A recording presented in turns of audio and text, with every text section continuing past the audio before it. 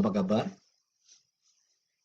Selamat bertemu kembali dengan kami, tim pendidik materi pelajaran Hakikat Ancaman Kamtibmas.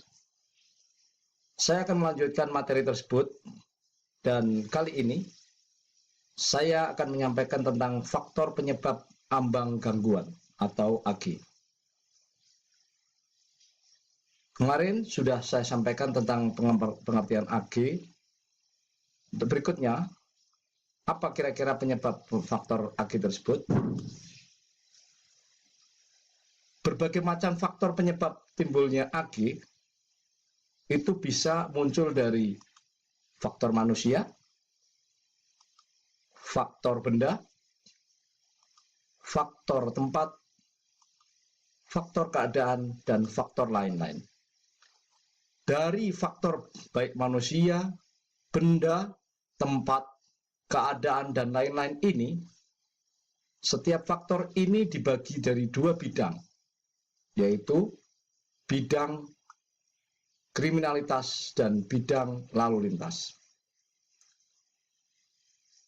Jadi dibagi menjadi dua bidang lalu lintas dan bidang kriminalitas.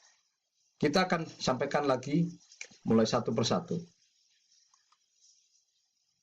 Ancaman AG dari faktor manusia bidang kriminalitas, contohnya adalah para residivis dan orang-orang yang pernah atau sering berhubungan dengan polisi. Berikutnya adalah para gelandangan, tunawisma, dan para pengangguran atau tunakarya. Kenapa ini bisa menjadi faktor terjadinya ambang gangguan yang apabila tidak ditangani secara serius akan menjadi gangguan nyata? Ingat, residivis adalah pelaku yang berulang kali melakukan kejahatan. Dan apabila keberadaan mereka tidak selalu kita pantau, kita awasi, bisa dimungkinkan dia menggunakan kesempatan melakukan kejahatan kembali. Begitu juga para gelandangan, tunawisma, dan para pengangguran juga perlu diperhatikan karena mereka bisa setiap saat mengganggu keamanan ketertiban masyarakat. Masih banyak dari faktor manusia di bidang kriminalitas itu contoh-contoh yang lain. Ya, berikutnya ada para tunasusia, pargermo, dan sebagainya. Ini adalah faktor manusia di bidang kriminalitas. Berikutnya adalah faktor manusia di bidang lalu lintas. Kita tahu kira-kira di bidang lalu lintas untuk manusia bisa menyebabkan terjadinya gangguan keamanan ketertiban dari apa? Contohnya di sini. Para pengendara kendaraan bermotor yang sedang mabuk miras. Jadi ketika dia mengendaraan kendaraannya mabuk minuman keras. Jelas, kalau orang terpengaruh minuman keras, kesadarannya tidak bisa terkendali, akan dia menjadi ancaman bagi terjadinya gangguan Kamtibmas yang bisa mencelakakan dirinya sendiri maupun orang lain. Contoh berikutnya adalah pengendara kendaraan yang mengantuk dan lelah, sama. Cuman kalau kami pengaruh dari minuman, kalau ini adalah kelelahan. Dan masih ada contoh-contoh yang lain. Setelah faktor manusia, kita lanjutkan ke faktor benda. Faktor benda juga kita lihat dari bidang kriminalitas. Dari bidang kriminalitas, faktor benda ini contohnya adalah toko-toko terutama yang menjual barang berharga. Sebetulnya bukan tokonya barang berharga tersebut, tapi karena barang berharga tersebut disimpan di dalam toko tersebut, maka yang perlu menjadi perhatian kita adalah toko-toko terutama yang menjual barang berharga. Kenapa ini menjadi ambang gangguan? Pelaku kejahatan akan selalu menjadikan toko-toko yang menjual barang-barang berharga ini sebagai sasaran kejahatannya. Untuk itu, setiap saat kita harus melakukan tindakan kepolisian, entah itu dipatroli, dijaga, dan sebagainya. Contoh lain daripada faktor benda bidang kriminalitas adalah kendaraan bermotor yang diparkir tanpa ada penjagaan. Maksudnya di sini diparkir di tempat yang tidak aman, tidak dijaga, lebih-lebih apabila tidak dikunci. Ini sangat membahayakan untuk menjadi korban kejahatan. Untuk itu, faktor benda di bidang kriminalitas yang contohnya kendaraan bermotor yang diparkir tanpa ada penjagaan ini merupakan AG. Berikut ada contoh-contoh yang lain. Kita lanjutkan untuk faktor benda di bidang lalu lintas. Kira-kira apa calon siswa? Ya, untuk faktor benda di bidang lalu lintas ini contohnya kendaraan tidak layak pakai. Jelas, para calon siswa pasti tahu.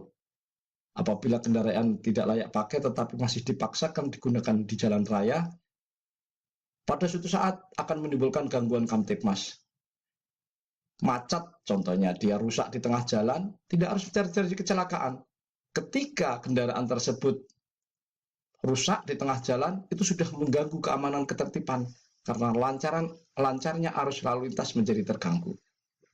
Apalagi kalau sampai terjadi kecelakaan, itu menjadikan gangguan nyata. Berikutnya adalah gundukan material di pinggir jalan.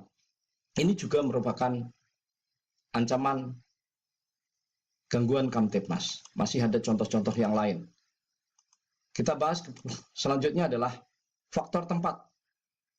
Faktor tempat di bidang kriminalitas, contohnya adalah stasiun, terminal, ya, terminal bus maksud saya, dan tempat pemberhentian sarana angkutan lainnya. Kenapa stasiun, terminal bus, dan tempat pemberhentian atau sering kita sebut halte ini merupakan tempat yang bisa menjadi ambang gangguan.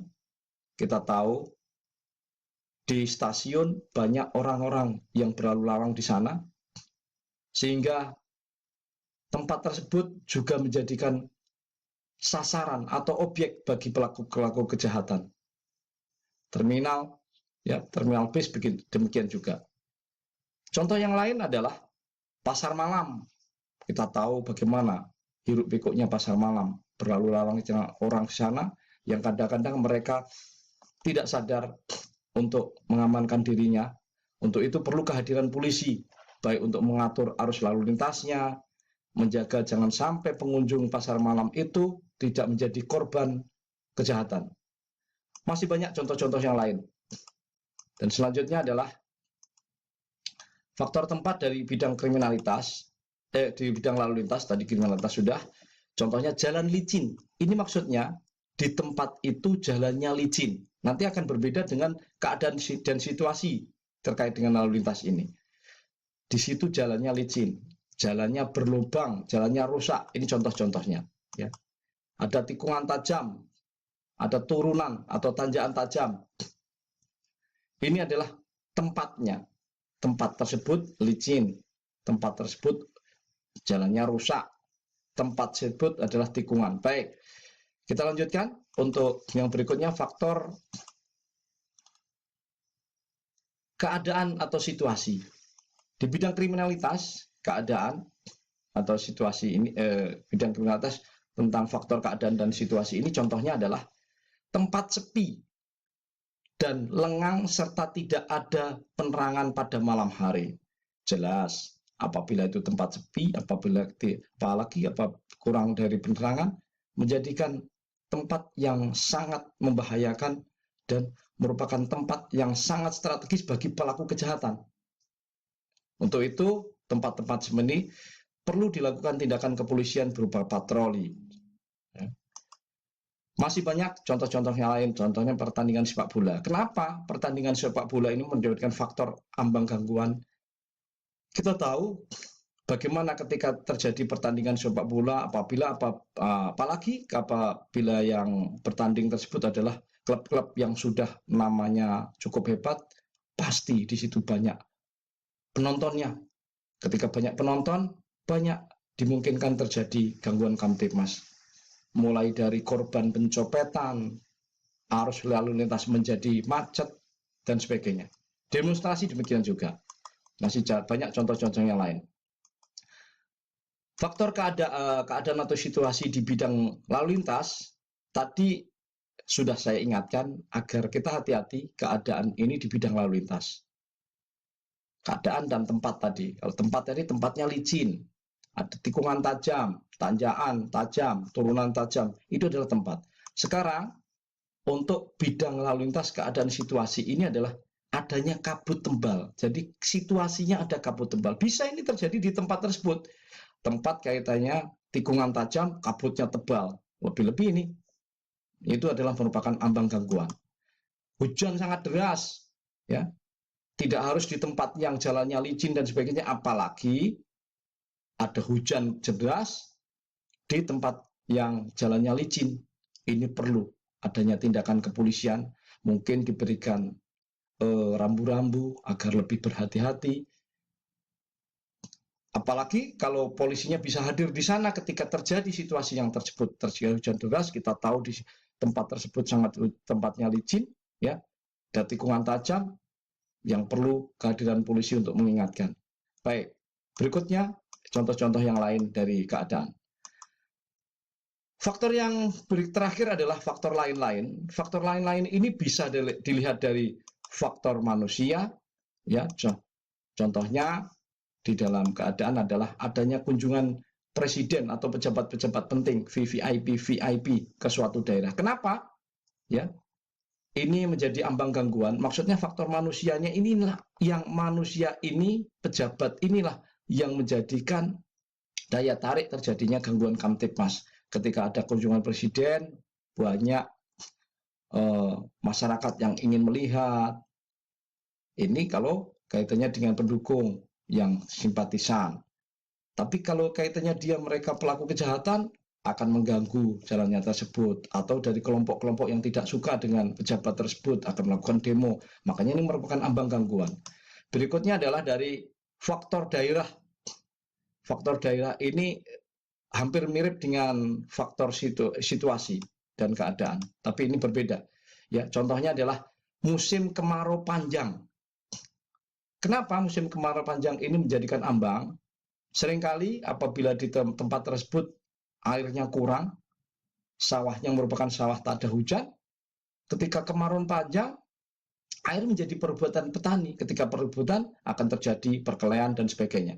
Oke, berikutnya dari faktor lain-lain ini adalah faktor situasi.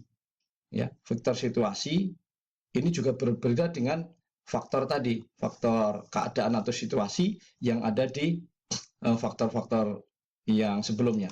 Ini faktor lain-lain situasi, contohnya situasinya ketika terjadi reformasi dulu, ini banyak terjadi demo dan kerusuh massa. Dari demo dan rusuh massa itu banyak terjadi kejahatan, ya, kejadian kriminalitas, baik penjarahan, pencurian dengan pemberatan, pencurian dengan kekerasan, perkosaan dan lain-lain. Inilah situasinya.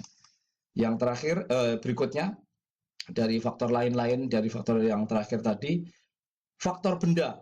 Ini juga agak berbeda dengan faktor benda yang ada sebelumnya. Ini benda di faktor lain-lain. Ya. Ini contohnya adalah penumpukan pasir di jalan yang tidak diberikan tanda. Ini juga bisa menjadikan ambang gangguan. Terakhir adalah faktor lain-lain. Dari faktor lain-lain ini ada faktor lain-lain lagi. Contoh kejadiannya apa? Inilah. Orang gila yang berkeliaran di jalan dapat mengganggu Kamtibmas. Demikian para calon siswa yang saya banggakan. Penjelasan saya mungkin masih banyak kurang. Saya harapkan para calon siswa lebih giat belajar lagi, dibaca, disimak, agar lebih mengerti. Dan nanti pada saat para calon siswa sudah datang menjadi siswa di Pusdik Bimas, kita diskusikan bersama tentang materi ini. Terima kasih. Sukses selalu.